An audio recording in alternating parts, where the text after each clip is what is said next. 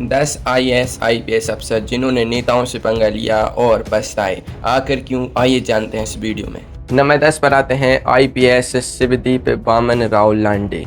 बिहार की राजनीति में जब सफेदपोश बाहुबली और माफिया खुद को कानून का बाप समझने लगे थे, तब महाराष्ट्र से आए इस नौजवान अफसर ने नेताओं की सारी हेकड़ी निकाल दी।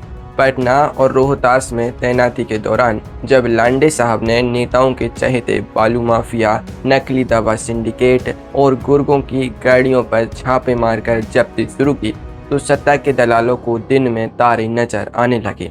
नेताओं को गुमान था कि खाकी सिर्फ उनकी जी हुजूरी के लिए बनी है, पर इस अफसर ने उल्टे बांस बरेली चढ़ा दिए। लेकिन असली सियासी तमाशा तो तब शुरू हुआ जब माननीय मंत्रियों के खास गुर्गों को सीधे हवालत में ठूंस दिया गया। अब सत्ता के मठाधीश अपनी नाक कटते कैसे देखते, तो उन्होंने अपने तर्कस का सबसे पुराना तीर चलाया। लांडे साहब को बिना वजह बार बार ट्रांसफर की पर्ची थमा दी गई और फील्ड से हटाकर लूप लाइन में पटक दिया गया। व्यवस्था की इस राजनीतिक गुलामी और बार बार के दखल से तंग आकर आखिरकार 2024 में उन्होंने अपनी खाकी वर्दी को ही अलविदा कह दिया और इस्तीफा दे दिया। नंबर 9 पर आते हैं आईपीएस किरण बेदी। हमारे देश की राजनीति में एक पुराना दस्तूर रहा है कि नियम कायदे सिर्फ गरीब जनता के लिए होते हैं और रसूखदार नेता घी के घड़े बने घूमते हैं। पर 1980 के दशक में किरण बेदी जी ने साबित कर दिया कि कानून अंधा हो सकता है पर लाचार नहीं।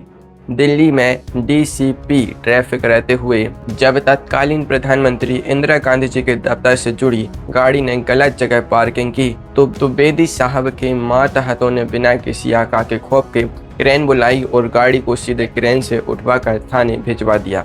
अब जरा सोचिए, जिस दौर में सत्ता की तूती बोलती थी, वहाँ सीधे देश के सबसे बड़े दफ्तर की गाड़ी पर चालान काटने का क्या हश्र हुआ होगा। राजनेताओं के अहंकार को ऐसी गहरी चोट लगी कि सालों तक बदला लेने का मौका तलाशा गया। नतीजा यह निकला कि 2007 में जब दिल्ली पुलिस कमिश्नर की कुर्सी की बारी आई, तो सारी वरिष्ठता और काबिलियत को ताक पर रखकर एक जूनियर अफसर को कमिश्नर बना दिया गया।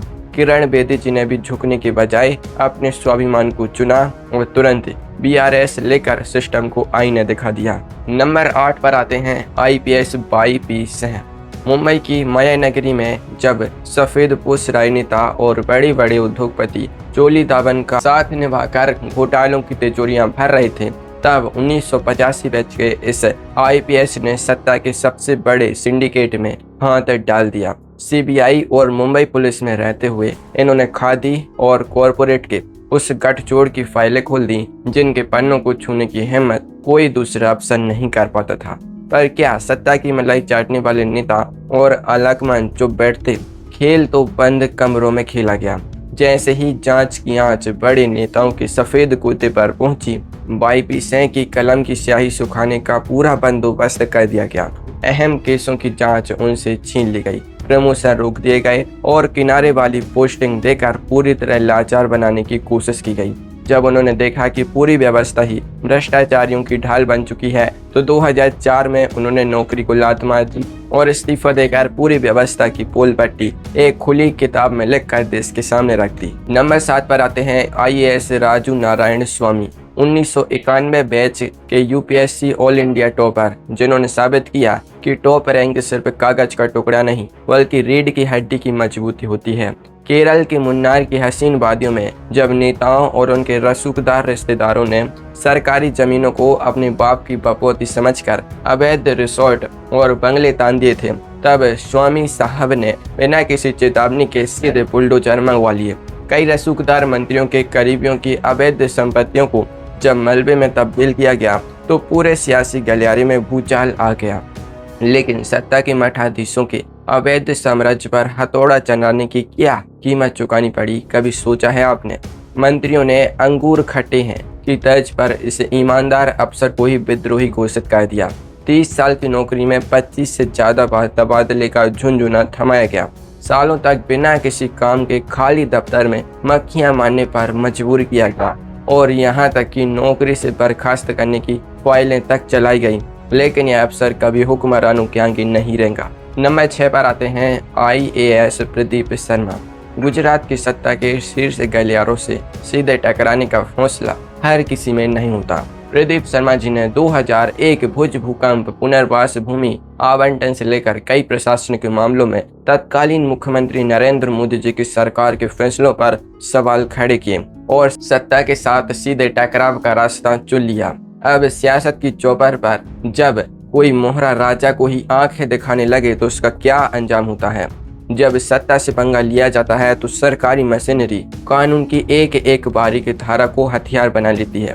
प्रदीप शर्मा जी के खिलाफ जमीन आवंटन में गड़बड़ी और वित्तीय अनियमितताओं के एक के बाद एक दर्जनों मुकदमे दर्ज किए गए। उन्हें कई सालों तक जेल की सलाखों के पीछे रहना पड़ा, पेंशन और फंड के लाले पड़ गए और आखिरकार उन्हें प्रशासनिक सेवा से बर्खास्तगी का फरमान थमा दिया गया। नंबर 5 पर आते हैं IPS अमिताभ ठाकुर। उत्तर प्रदेश की राजनीति में जहां नेताजी का एक इशारा हुकूमत का कानून बन जाता है, वहां इस अफसर ने नियमों की ऐसी किताब खोली कि हुक्मरानों के माथे से पसीना छूट गया।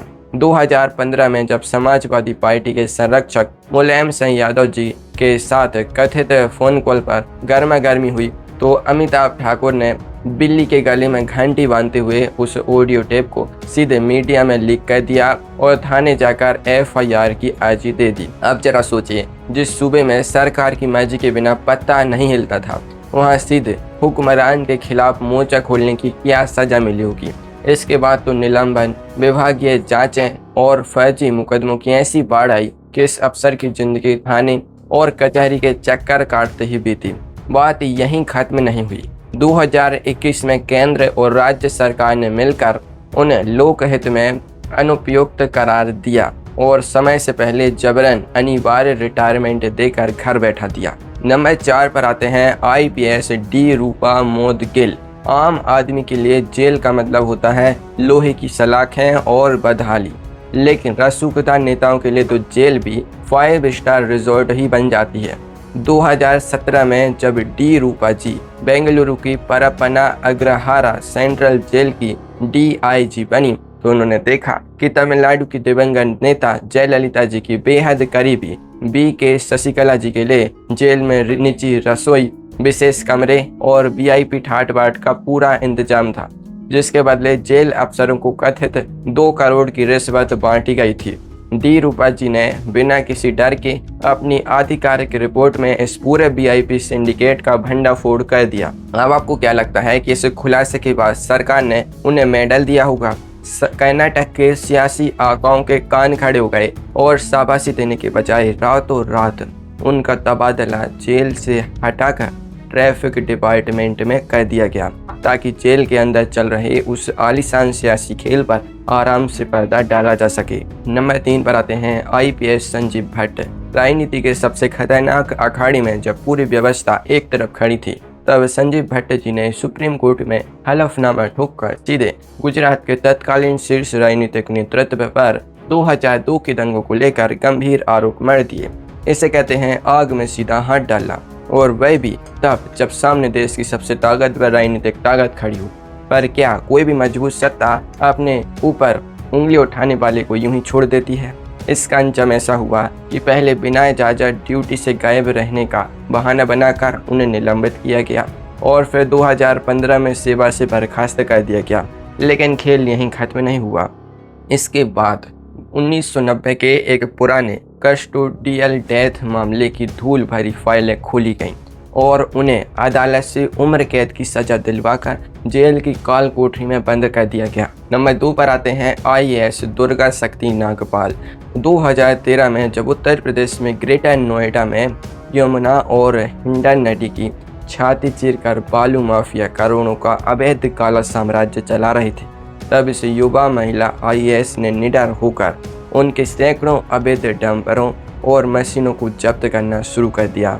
इस अवैध खनन सिंडिकेट की तारें सीधे तत्कालीन सत्ताधारी समाजवादी पार्टी के कद्दावर नेताओं और मंत्रियों की जेबों से जुड़ी थी। दुर्गा शक्ति जी ने नेताओं की अवैध काली कमाई पर सीधे ताला जड़ दिया था। अब सफेद पोश नेता अपनी जेब कटते कैसे बर्दाश्त करते, तो उन्होंने धर्म और राजनीति का ऐसा सातराना कॉकटेल बनाया कि सब हैरान रह गए। एक निर्माणाधीन धार्मिक दीवार को अवैध बताकर हटाने के मामले को सांप्रदायिक तनाव का नाम दिया गया और तत्कालीन मुख्यमंत्री अखिलेश यादव जी की सरकार ने महज 41 मिनट के अंदर निलंबन का फरमान जारी कर दिया। हालांकि जब पूरे देश में जनता ने सरकार के खिलाफ मोर्चा खोल दिया, तब जाकर बैकफुट पर आई सरकार को थू थू के बाद निलंबन वापस लेना पड़ा। नंबर 1 पर आते हैं IAS अशोक खेमका। भारतीय प्रशासनिक इतिहास में अगर ईमानदारी और तबादलों का कोई दूसरा नाम है तो वह है अशोक खेमका। 2012 में जब हरियाणा में भूपेंद्र सिंह हुड्डा जी की सरकार थी और केंद्र में UPA का राज था, तब खेमका साहब ने गांधी परिवार के दामाद रॉबर्ट वाड्रा जी और रियल एस्टेट कंपनी DLF के बीच हुए करोड़ों के गुड़गांव लैंड डील म्यूटेशन को एक झटके में फर्जी बताकर रद्द कर दिया। देश के सबसे ताकतवर राजनीतिक घराने की डील पर लाल सही फेरना सीधे मधुमक्खी के छत्ते में जलती मसाल डालने जैसा था। इस एक दस्तखत ने पूरे देश की सियासत में ऐसा भूचाल ला दिया कि आज तक उसकी गूंज सुनाई देती है। लेकिन इस निडर अफसर को अपनी ईमानदारी का क्या सिला मिला? सरकारें बदली, पार्टियां बदली, लेकिन खेमका साहब की तकदीर नहीं बदली।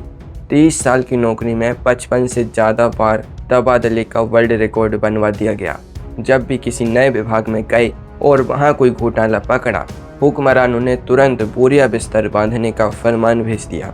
करियर का बड़ा हिस्सा खेल और अभिलेखागार जैसी लूप लाइन पोस्टिंग में काटना पड़ा, लेकिन यह अफसर सत्ता के सामने कभी नहीं झुका। अगर आपको यह वीडियो पसंद आए तो इसे लाइक करना ना भूलें। धन्यवाद।